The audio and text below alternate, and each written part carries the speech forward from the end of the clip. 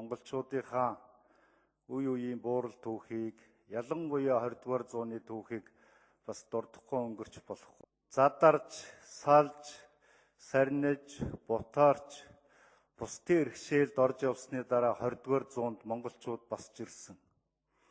1911 оноо саная, 21 оноо саная, 45 оноо саная, 90 оноо саная. Том үйл явдлуудаар монголчууд Монголын өнөөдрийн нийгэмдээ хүрэх гэж зорж тэмүүлсэн. 24 оны үндсэн хуулиа хүндтгэе, анх дугаар үндсэн хуулиа.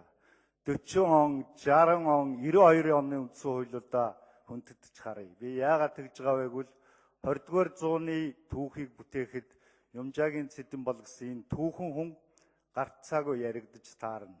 44 жил Монголын төрийг удирдсан, жолоодсон бүр. Монголчуудын түүхэнд Батмөнх Даяа хааны дараа орох хэмжээтэй тийм урт хугацаанд Монголын төрийг барьж ирсэн хүн байгаа. Мэдээж яриг харцгаан хоёулаа байгаа. Хүн л байсан юм чинь. Шийдвэр гаргаж байсан юм чинь. Гэхдээ 100 жилийн бол тэмдэглэж байна. Би өвдөө 200 жилийн, 300 жилийн, 500 жилийн тэмдэглэхэд Цэдэн балдар цав цагаан байна гэж харж байгаа юм. Ягаад гэвэл өнөөдөр Чингис хааныг бид нар цав цагаан гэж хардаг. Чингис хааны 100 жилийн юм уу ойг ярьж ирсэн бол харцгаа тэнд хоёулаа л байсан.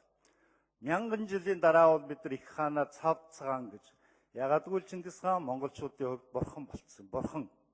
Яг тэрүүн шиг монголчууд үндэснийхээ сор болсон зүтгэлтнүүдийг дээдэлж, хүндэлж, биширч чаддаг байх ёстой. Өнөөдрийн тухайд бол Цэдэн балдар аль нэг намын хүн биш ээ. Цэдэн балдаргийн хувьд бол манай хүн, танай хүн гэх нь дэндүү жижиг асуудал. Цэдэн балдар монголчуудын хүн.